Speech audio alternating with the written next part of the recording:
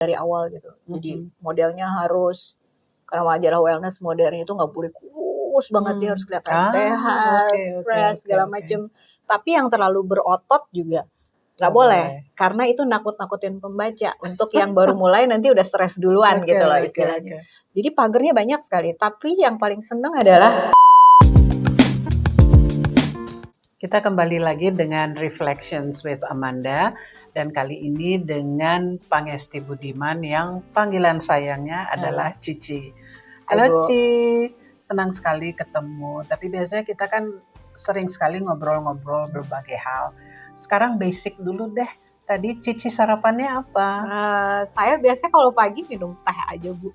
Udah sekitar hampir 1,5 tahun saya intermittent fasting. Nggak lapar? Nggak seger malah. Gitu. Nanti saya ikutan deh. Ya. Ya, iya Bu. Kalau Ibu sarapan apa tadi Bu? Jamur sama tempe. Jamurnya jamur shiitake lagi. Tapi shiitakenya kan shiitake yang ditanam di sini, bukannya shiitake yang impor. Kita udah mulai lokavore ya Bu. Udah mulai lokavore, mulai mengurangi karbo. Iya benar. Kalau Ibu tuh sebenarnya kalau soal makanan kan Ibu juga aktif di gastronomi dan sebagainya Bu. Kalau makanan favoritnya apa Bu? Makanan favorit tentunya dari daerah asal keluarga ya, kan dari Gorontalo. Ada yang namanya Binde Biluhuta. Itu kan sup tradisional Gorontalo. Supnya itu daripada jagung, kemudian kelapa parut, lalu bisa menggunakan bawang merah. Itu aja basicnya. Terus kalau mau garam sedikit. Bisa ditambah dengan udang atau ikan, tapi saya lebih senang udang kecil-kecil supaya supnya itu tetap clear. Atau kalau mau vegetarian diganti dengan tahu. Nah, tapi yang paling menarik itu adalah condimentsnya. Itu tergantung selera. Jadi di samping sup yang sudah jadi itu tinggal direbus. Jagungnya jangan jagung tua tentunya.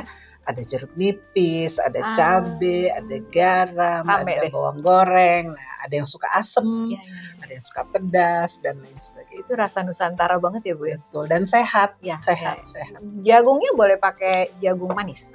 Iya, bisa jagung manis. Bahkan ada yang menggunakan jagung pulut ya, yang putih itu. Jadi macam-macam, tapi jagung lah intinya. Sehat. Lokal. Iya Bu. Oke. Jadi pengen Bu. Pengen ya, nanti kita cari sama-sama. Cici ini kan jurnalis, terus pernah menjadi pemimpin redaksi. Jurnalisnya juga jurnalis senior ya, bukan jurnalis yang baru-baru saja. Sejarahnya bagaimana? Apa yang menyebabkan Cici mau menjadi jurnalis dulu itu?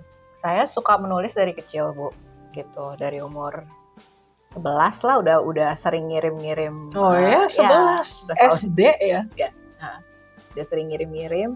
Tapi mulai dapat uang dari honor itu SMA ya Bu ya. Nulis cerpen apa segala macam. Jadi terus ngerasa seru banget ya bisa nulis terus dapat honor gitu. Nah, waktu saya sempat jadi dosen di UI, dosen muda waktu itu, dua-duanya saya jalanin tuh Bu. Jadi saya ngajar sambil saya menulis tentang anything about Chinese culture karena waktu itu prodi saya kan studi bahasa dan budaya Tionghoa ya. Terus itu dapat lagi tuh Bu honor gitu kan sampai ya seneng Bu punya uang sendiri kan gitu. Nah terus habis itu karena saya sering nulis di beberapa media, kemudian saya ditawarin mau nggak masuk gitu jadi jurnalis. Terus ya udah kebiasaan terus. Lucunya Bu kalau teman-teman yang lain kan mulai dari bawah sekali ya junior.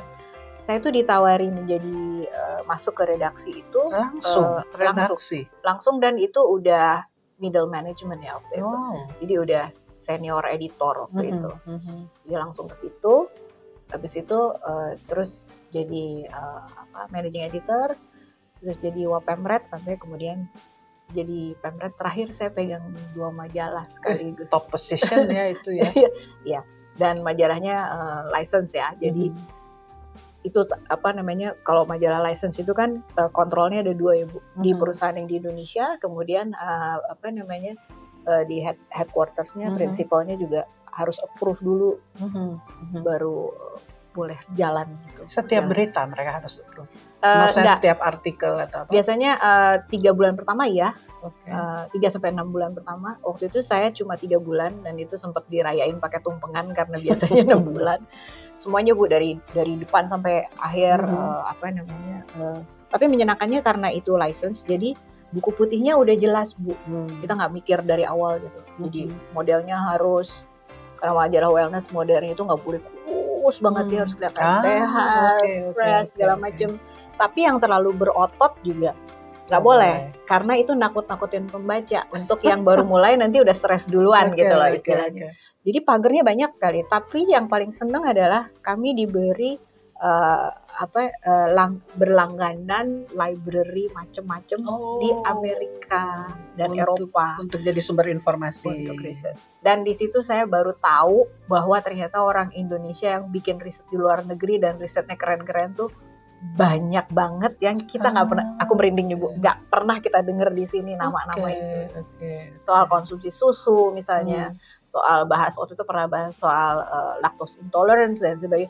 Itu banyak banget Bu orang Indonesia keren-keren. Jadi saya bangga juga. Jadi kalau lagi pas ke New York terus pamer-pamer gitu, ini orang Indonesia nih gitu. Kurang lebih.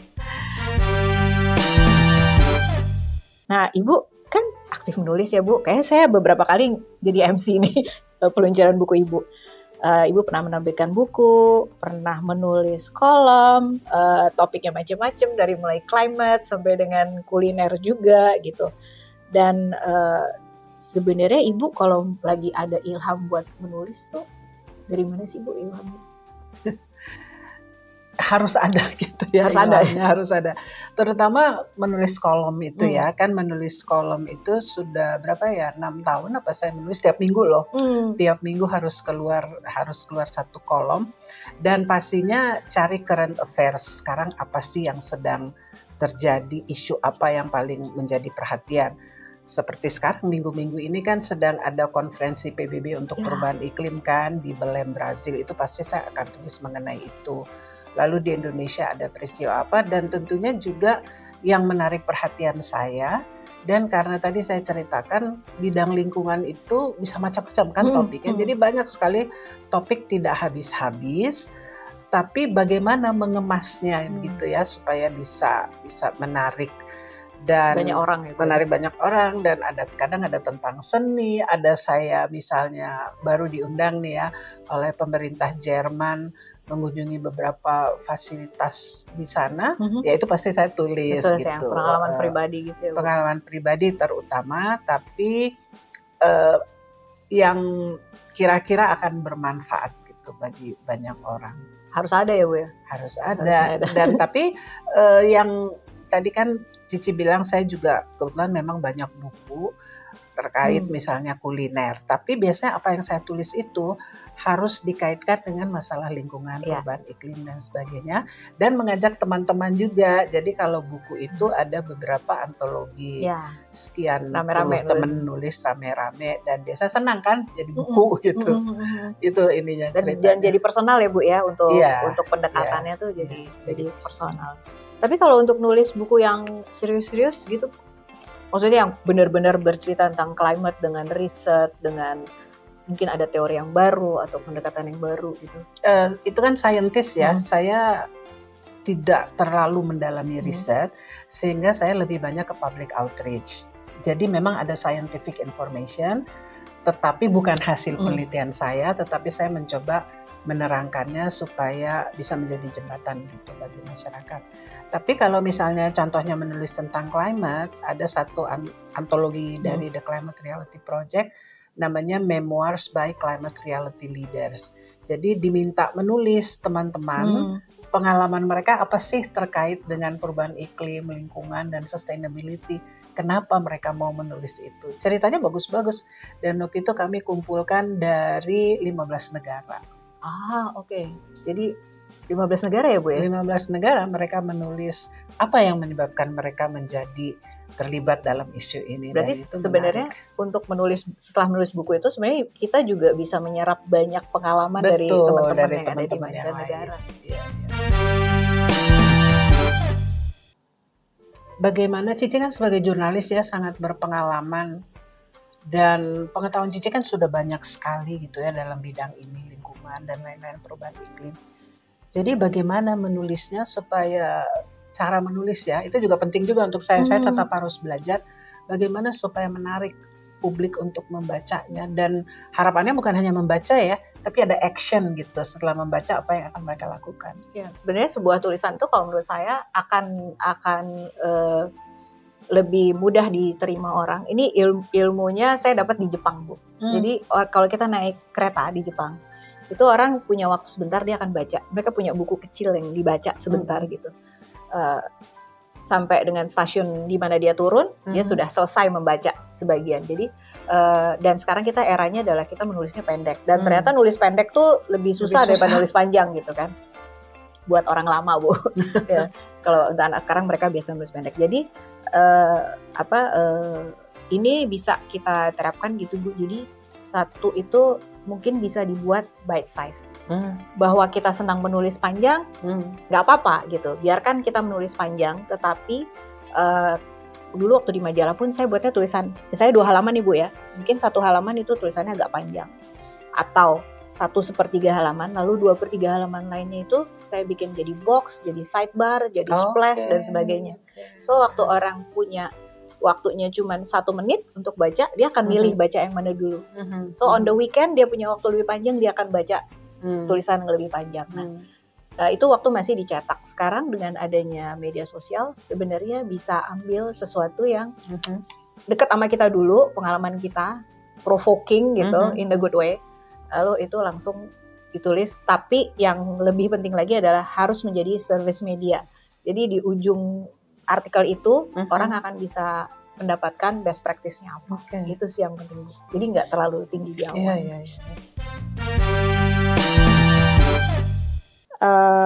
Kalau Ibu nih, kan sekarang kita udah dari saya udah kenal Ibu dari 2011, udah ikut training, dan waktu itu sebagai anak yang hijau gitu, saya selalu nanya, Bu ini gimana caranya? Karena waktu itu saya ngerasanya komunikasi kita tentang climate masih agak serius gitu ya Bu. Kan sekarang dunia bergerak, dan dari 2011 saya kenal Ibu sampai dengan sekarang, itu Ibu inginnya berita lingkungan itu dikemasnya seperti apa nih Bu? Kalau Ibu kan kelihatannya harus dari payung yang besar ya Bu, harus bisa menyapa banyak orang, banyak kalangan. Belajar juga ya, saya belajar dari Cici, saya belajar dari teman-teman, karena di organisasi di mana kita tergabung itu, The Climate Reality Project Indonesia, banyak wartawannya juga gitu ya. Jadi belajar, sama-sama belajar. Dan ternyata pakem menulis yang lead-nya itu penting ya, yang utamanya di paling atas itu betul banget gitu ya. Openingnya itu harus yang memang membuat orang mau membaca. Dan sekarang meskipun pendek itu menulis harus ada story-nya gitu ya. Story-nya seperti drama dan lain. Storytelling itu penting sekali ya dalam bentuk feature itu. Dan yang penting resonate, jadi orang bisa memahami gitu ya. Nggak bisa, karena meskipun masalahnya global, nggak bisa kita terus-menerus bicara global, karena misalnya orang yang di pulau ini atau orang yang di kota mana pasti bilang, apa hubungannya sih sama aku gitu ya. Jadi memang sebaiknya bervariasi gitu untuk menulis, ada story-nya. Dan sekarang itu saya juga lebih memikirkan peran generasi muda. Karena organisasi kami itu dengan 1.200 volunteer, setengahnya tuh di bawah 25 tahun. Jadi gimana nih generasi muda bisa lebih berperan, dan mereka punya kepercayaan diri untuk bisa berperan, tidak harus scientist untuk mencoba menyikapi isu ini. Iya, harus lebih down to earth gitu ya Bu. Down to earth. Iya Bu. Oke, sekarang Cici tuh jadi pemimpin redaksi kan bertahun-tahun ya. Ya. Pengalaman yang paling menarik apa tuh? Ketemu selebriti? Pernah ketemu selebriti bareng sama redaktur yang dari US, ternyata mereka waktu ketemu Anne Hathaway. Ternyata sama aja sih sama kita kalau ketemu artis. Wah, gitu kan. Pengalaman yang paling menyenangkan itu ketika gini Bu, saya menulis sesuatu atau majalah saya menulis sesuatu. lalu ketemu orang dalam satu acara atau pada masanya ada orang yang mengenali saya lah gitu ya. Terus bilang, Pak itu kemarin tulisannya bagus deh gini-gini, atau oh resepnya kita kemarin udah dicoba gitu. Nah itu seneng banget Bu. Nah terus saya waktu di majalah yang terakhir itu saya propose ke prinsipal, saya mau punya satu sepertiga halaman di mana itu namanya Cici Do Green. Gitu. Jadi bukan go green, do green gitu. Jadi pakai kata kerja gitu ya. Nah di situ saya suka bikin tips-tips simple gitu.